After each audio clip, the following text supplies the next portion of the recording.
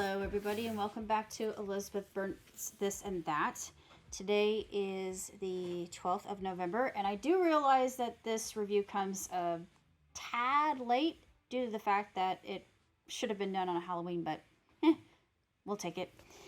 This is the review of The Fall of the House of Usher. I don't think that there will be a second season because of how everything was wrapped up so well in 8 episodes, but if you're familiar with Edgar Allan Poe's work, each episode was based on something that Poe wrote.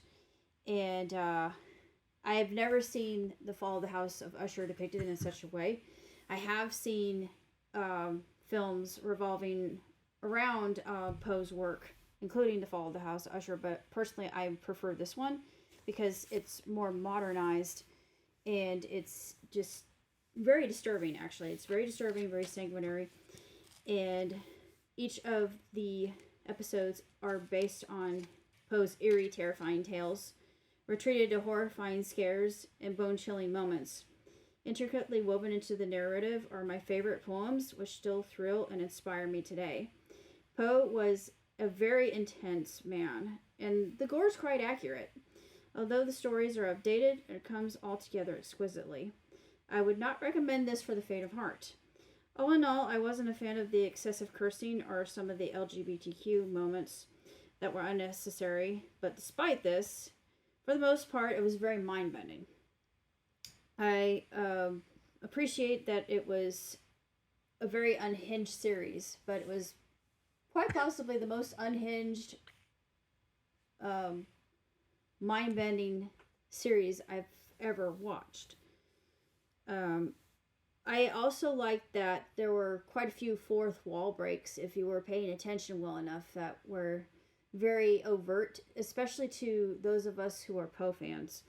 And I think that the Poe fans amongst us would understand them immediately. But if you like his work, I couldn't recommend it more than what I do. And it will remain with you long after it's over. At least it did with me, because one of the stories in and of itself that still frightens me to this day would be the Cask of Amontillado. And actually, quite small spoiler alert here, but his boss, main character's boss, he buries him in the wall behind bricks. And one of the bricks that says, "You are small."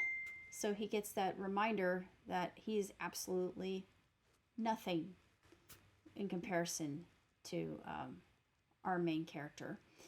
But it's interesting to see how... Well, it's actually the fact of the matter of Usher himself really isn't evil in and of himself. He's... got his own autonomy and he can take care of himself, and it doesn't really change until his sister's the one that's pulling all the strings. She's the puppet master here, and he starts to change and evolve under her influence, and you can see just how manipulative and narcissistic she is. But he is narcissistic too, so he's not free from that. But they make a deal that they can't back out of, and it's one that they have to accept together. They cannot accept it individually. And I thought, oh, that's very twisted in and of itself. And in the end, the piper must be paid, just to put it that way. I don't want to give too much away, but it stuck with me long after the series was over, and personally I think it's one of the best representation of Poe's work. But I also wanted to talk a little bit about our HeyBikes at some point. I don't know when we'll be speaking. Yeah, we'll bring that those, up on a future webcast, maybe here in the next few weeks. The weather's turned colder. We're not doing much bicycle riding at this point.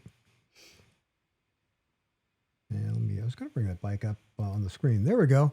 That's an electric bike. It's made by HeyBike. The model is called the Brawn, B-R-A-W-N. And I got that back in late September, I believe. Yeah. Sometime in September. I've put about 250 miles on it, I think. And I don't Keeps know a how good much. charge. Yeah, I don't know how much I'll ride it in the wintertime.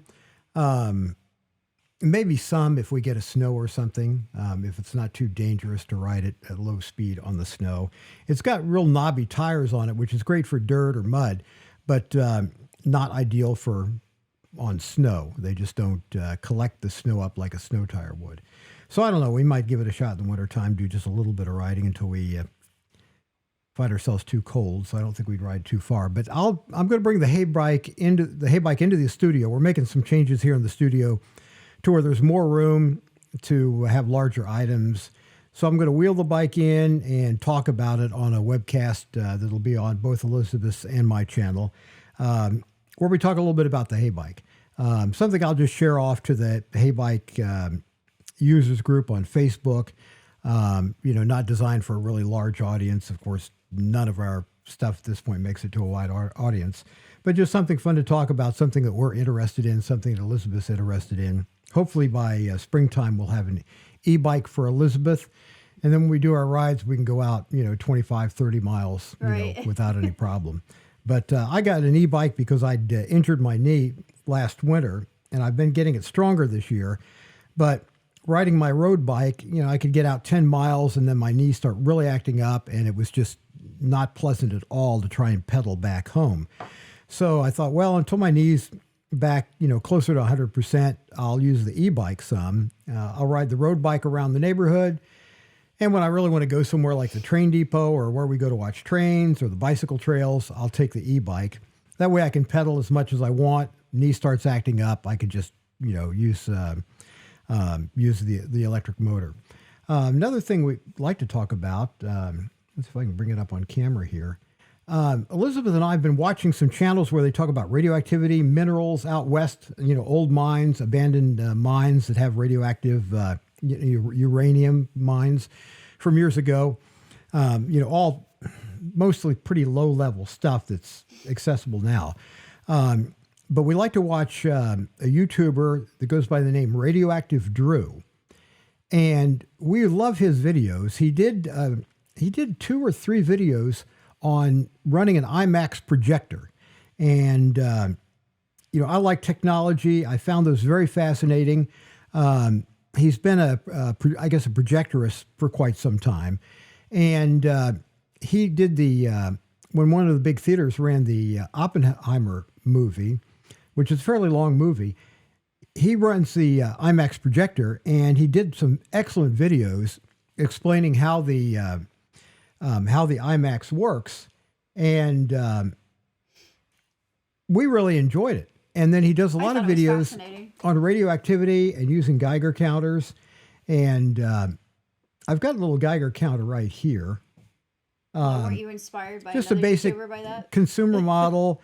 And we'd like to go out west sometime to some of the abandoned mines or areas that you can get to. The Trinity site in New Mexico. There's that White Sands, I think. White Sands.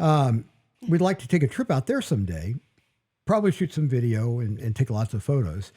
But for quite some time, I've had this small Geiger counter, and it's just one of the ones you can get off eBay. And I've got a little sample here, and it contains a small amount of naturally occurring radioactive material. It's mainly just to test your Geiger counter. However, it doesn't say what radioactive material is in here.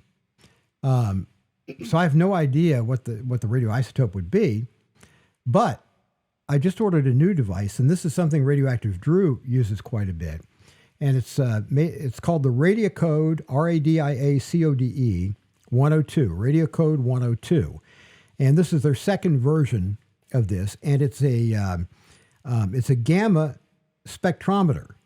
So it will tell you what radioactive material it's adjacent to. It'll also measure background radiation. It'll map radiation if you want to go on a bike ride, and it will map the background radiation the whole ride. You can clip it onto your leg. So it's a cool little device. It's under $300. It used to be close to, it was close to $500 back when it was the Radiacode 101, just out of my price range. And then finally, it's gotten inexpensive enough. It used to be made in Russia. Now it's made in, well, the company's moved to Cyprus. It's made somewhere in Europe. But it's the radio code 102. So I hope to play around with that a little bit on a webcast. I need to get some different radiological samples, though.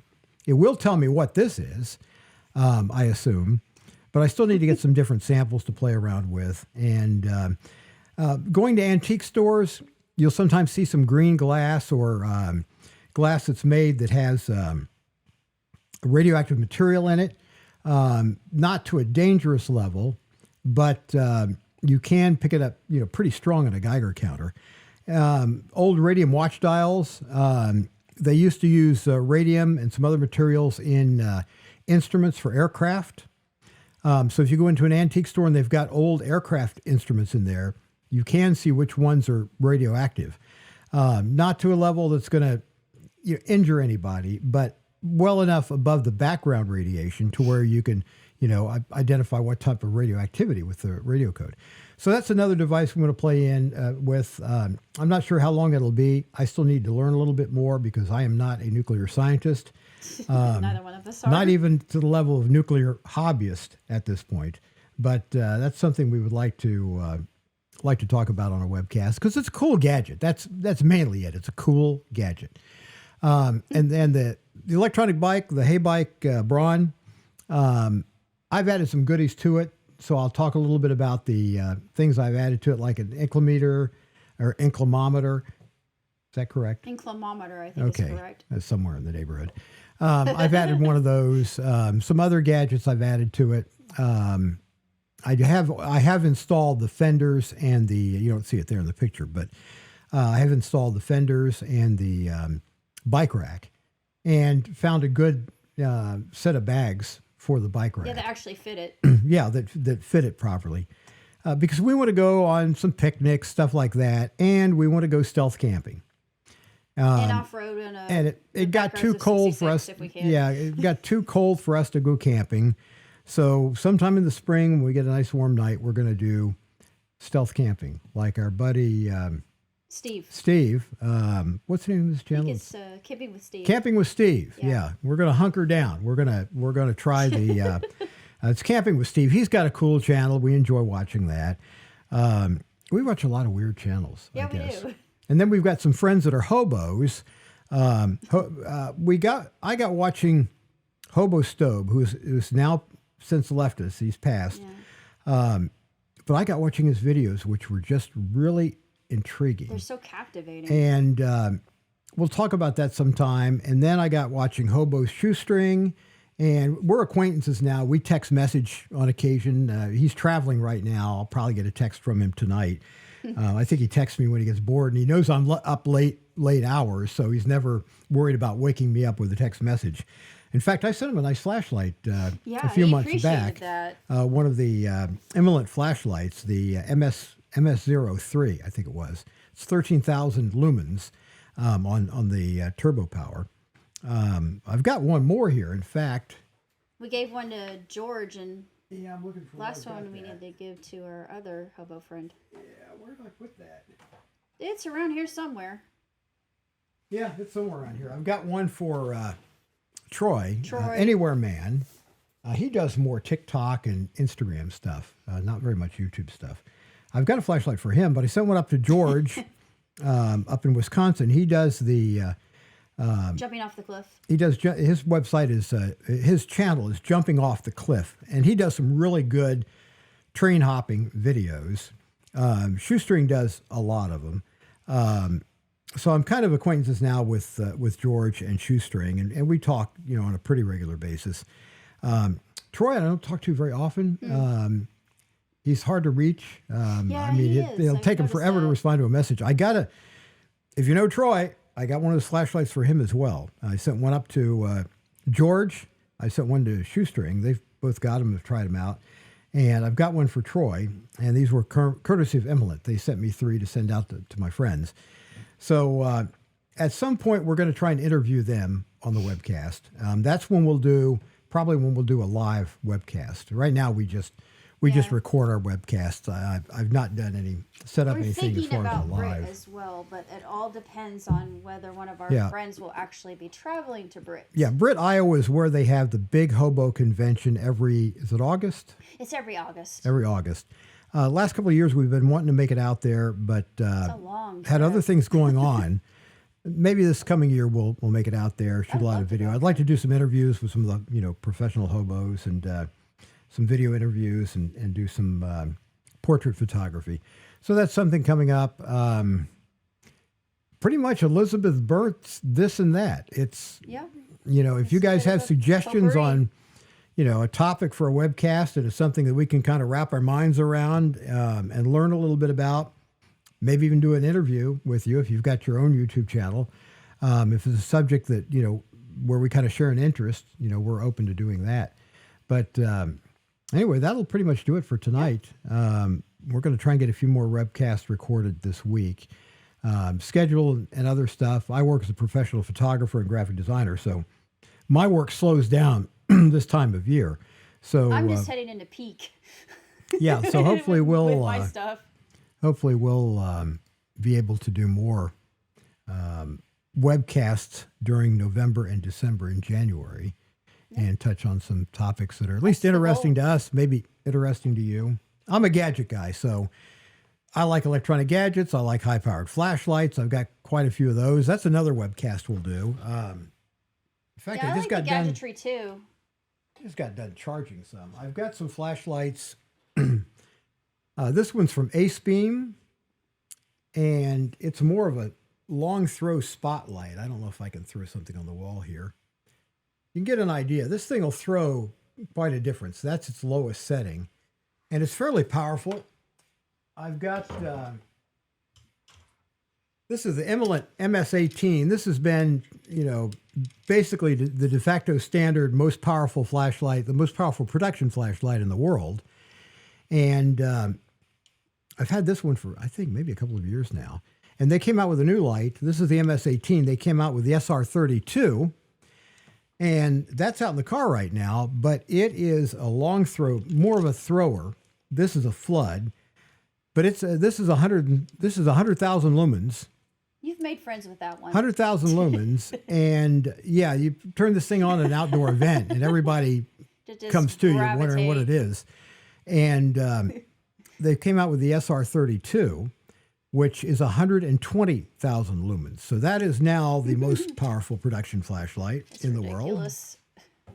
And those are novelties. I mean, they can be used in like search and rescue where you've got a search team out in the field, one person using a light like this, throwing a lot of light where you've got a lot of searchers at the same time. It's one of the few practical uses I can think of. But that's something we're going to be doing a webcast on in the future. So anyway, that's a little bit of it. What's your next? You've got another review coming up. Invasion, both seasons of that. Okay, both and seasons. I'm going to be panning it horribly. Yeah, that's the one where I did love The Fall of the House of Usher. Absolutely adored it. I loved it. It took me a while to get, probably half the first episode to start to even have an interest in it. I just felt like it was slow starting out. It is very slow starting but out. definitely it's engaging very and mind-blowing disturbing. from episode to episode. Yes. So Very chilling. so that was really, really good. So the next one coming up is Invasion, Both seasons. which could have been done in one season, I think. It could have been done in one It was season. like pulling teeth watching the Oh, it second was season. awful. Oh gosh. By the end of the second season, I'm just like, oh, I get was it pulling over my with. hair out. I'm looking around. Okay, what are we going to watch next after this? I hope they never come up with the second season. They did come up with a third season. Or third season, I mean. They already have. They have greenlit already? it. Yeah, they've already greenlit it, unfortunately. I don't think I'll be watching it. No. You I can won't watch it be. by yourself, but I'm not going to. I have no desire. it just drug on and on and on. So. Well, anyway, that'll pretty much do it for us, and we'll hopefully see you again soon. Catch you later.